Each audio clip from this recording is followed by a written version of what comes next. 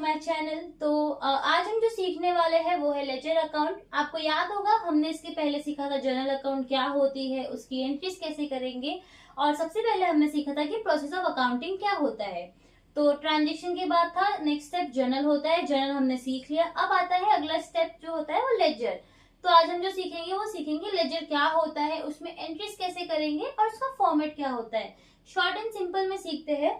Basically ये एक laser का फॉर्मेट है। लेजर क्या होता है, अगर आपको याद हो हमने पिछले वीडियो में पढ़ा था कि जो भी एंट्रीज जब हम पहले आइडेंटिफाई कर लेते हैं कि हाँ ये एक हमारा बिजनेस ट्रांजेक्शन है, उसके बाद हम उसे डे टू डे बेसिस पे जर्नल में पोस्ट करते हैं, क्योंकि जर्नल हमारी ओरिजिनल बुक ऑफ एंट्रीज की होती है।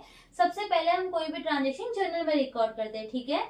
जर्नल हमने पूरा रिकॉर्ड कर लिया, मेंटेन कर लिया। अब हम उसे कैटेगरी के हिसाब से बांटेंगे। जैसे हो सकता है एक जर्नल में मैंने लिखा कि आज के दिन मैंने कुछ सामान खरीदा, 4 दिन बाद मैंने फिर से कुछ सामान खरीदा, उसके बाद मैंने फिर कुछ सामान खरीदा। तो ऐसे कर करके मैंने पूरे साल में बहुत सामान खरीदे होंगे। तो उन सारे सामानों को एक जगह मतलब कैटेगरी में दिखाना कि परचेज अकाउंट अगर मैंने बनाया तो परचेज में मैंने इस पर्टिकुलर डेट पे ये किया वो किया। ऐसे पूरा डिटेल एक पर्टिकुलर चीज का एक ही जगह पे दिखना, कैटेगरी के हिसाब से। पूरा परचेज एक जगह, पूरा सेल्स एक जगह, पूरा कैश एक जगह, बैंक अकाउंट एक जगह, ऐसे कैटेगरी वाइज हम एक एक जगह से दिखा देंगे, ठीक है। तो फॉर्मेट जर्नल का आपको याद होगा, डेबिट डेट हो गया, पर्टिकुलर्स हो गए, वहां पे एलएफ था, फिर डेबिट अमाउंट, क्रेडिट अमाउंट। यहाँ पे बस हमने उसको 2 हिस्सों में बांट दिया है।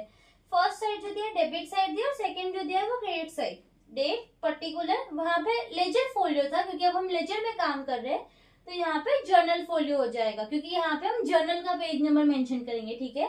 और यहाँ पे होगा अमाउंट। अमाउंट कौन सा, डेबिट अमाउंट। फिर सेम होता है क्रेडिट साइड के लिए, क्योंकि हमारा डबल बुक के सिस्टम होता है, तो एक डेबिट और क्रेडिट दोनों इफेक्ट दिखाने होते हैं हमें। तो वैसे ही यहाँ पे date particular JF and amount, ये बेसिक फॉर्मेट हमारा होता है। ऊपर हम डेबिट और क्रेडिट मेंशन करते हैं ताकि हम आइडेंटिफाई कर सके कि हमारा कौन सा साइड किस चीज के लिए है।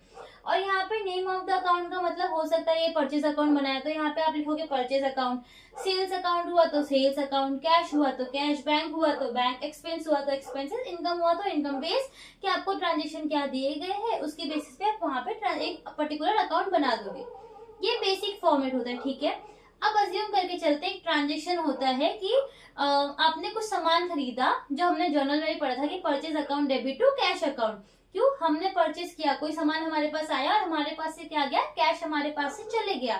2000 की हमने एंट्री करी थी। अब अज्यूम कर लो कि ये हमारा परचेज अकाउंट है। परचेज अकाउंट डेबिट हुआ था 1 तारीख के दिन, अगर आपको याद होगा तो यहाँ पे मैं मेंशन करूंगी कि 1 तारीख का डेट है। 1 तारीख को हमने वहां पे परचेज किया था, तो मैंने डेट लिख दिया 1 तारीख का, ठीक है।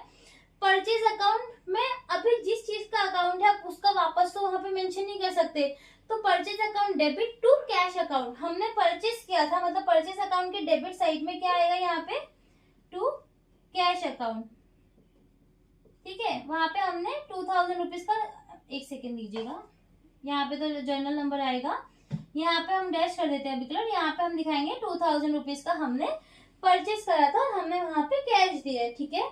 वैसे ही हम जब कैश अकाउंट अब बनाते हो, अब अज्यूम कर लो कि ये हमारा कैश अकाउंट है, क्योंकि 2 फॉर्मेट नहीं, मैं आपको एक ही फॉर्मेट में बेसिक सिखा रही हूँ। तो अब अज्यूम करके चलते हैं कि अब ये परचेज अकाउंट हमने समझ लिया। अब समझो ये हमारा कैश अकाउंट है, तो कैश अकाउंट में कैसे आप दिखाओगे एंट्री, बताती हूँ मैं आपको, ठीक है। वहां पे क्या था, purchase account debit to cash account. To cash account का मतलब क्या होता है, कैश अकाउंट हमारा क्रेडिट साइड था। अगर हम अज्यूम करेंगे कि हमारा कैश का लेजर है तो टू कैश मतलब कैश हमारा क्रेडिट में था, तो यहाँ पे हम डेट मेंशन करेंगे 01/01/25, क्योंकि हमने वहां पे वो डेट मेंशन करी थी, हमने उस दिन पे परचेज किया। अब क्योंकि कैश अकाउंट है तो कैश अकाउंट का नाम नहीं आएगा, तो इसे वहां पे purchase account to cash account, क्योंकि जो भी अकाउंट होता है उसका नाम हम मेंशन नहीं करते, उसके अपोजिट वाली एंट्री का नाम मेंशन करते हैं। अब ये कैश अकाउंट है तो यहाँ पे आएगा बाय परचेज अकाउंट, ठीक है। और यहाँ पे आ जाएगा 2000 रुपीज। इसका मतलब बेसिकली कि जो कैश अकाउंट है वहां पे मैंने 1 तारीख को पैसा मेरा गया है। क्यों गया है, क्योंकि मैंने कोई सामान परचेज किया था। इन शॉर्ट अगर आप समझ के लो तो, ठीक है। ये हमारा बेसिक फॉर्मेट होता है। अभी अगर इसको कैश अकाउंट ही एज्यूम करें, ऐसे बहुत सारे ट्रांजेक्शन हो सकते हैं। यहाँ पे कोई 5000 का पैसा आया हो, यहाँ पे 2000, यहाँ पे 1000, ऐसे कोई भी ट्रांजेक्शन वगैरह हमारे होंगे। एट द एंड नीचे हमें टोटल करना है यहाँ पे दोनों साइड का। अब यहाँ पे समझो यहाँ का टोटल मेरा 10,000 हो रहा है, ठीक है। और यहाँ का टोटल मेरा 8,000 रुपए। अगर मैंने इसको जोड़ा सबको तो 8,000 दिख रहा है, मतलब ये अमाउंट मेरा ज्यादा है, ये अमाउंट मेरा कम है। तो यहाँ पे जो बैलेंसिंग फिगर होगा यहाँ पे मैं लिखूंगी बाय बैलेंस कैरिड डाउन करके, मतलब ये जो बैलेंस है मैं इसको लेके अगले ट्रायल बैलेंस में पोस्ट करूंगी। तो यहाँ पे जो 8,000 था टोटल मेरा यहाँ पे 10,000 है, तो यहाँ पे मैं 10,000 लिखूंगी और यहाँ पे मैं मेंशन कर दूंगी 2,000 रुपए, मतलब ये जो बैलेंसिंग फिगर है मेरा 2,000 मेरे अमाउंट को जो बैलेंस कर रहा है, क्योंकि ताकि मेरा जो लेजर है वो टैली हो जाए। ठीक है, इस तरीके से हम करते हैं। और ये जो भी बैलेंस है ये इस साइड भी आ सकता है, इस साइड भी आ सकता है, इसको हम ट्रायल बैलेंस में पोस्ट कर देते हैं। तो इन शॉर्ट जो लेजर होता है, लेजर हमारा कैटेगरी वाइज क्लासिफिकेशन होता है कि बेसिकली हमने जर्नल एंट्रीज में क्या पढ़ा था उसको हम पोस्ट कर रहे टू लेजर्स, ताकि हमें मालूम पड़ सके कि पर्टिकुलर अकाउंट्स में हमारे कितने खर्चे हुए, मैंने कितना परचेस किया पूरे साल में, मैंने कितने सामान बेचे, कितने पैसे आए, कितने पैसे गए, उन सब का प्रॉपर रिकॉर्ड हो हमारे पास। ठीक है, आज के लिए इतना ही। नेक्स्ट वीडियो के लिए प्लीज मेरे चैनल को सब्सक्राइब कर दीजिए ताकि आपको अगली वीडियो टाइमली दिख सके। Thank you.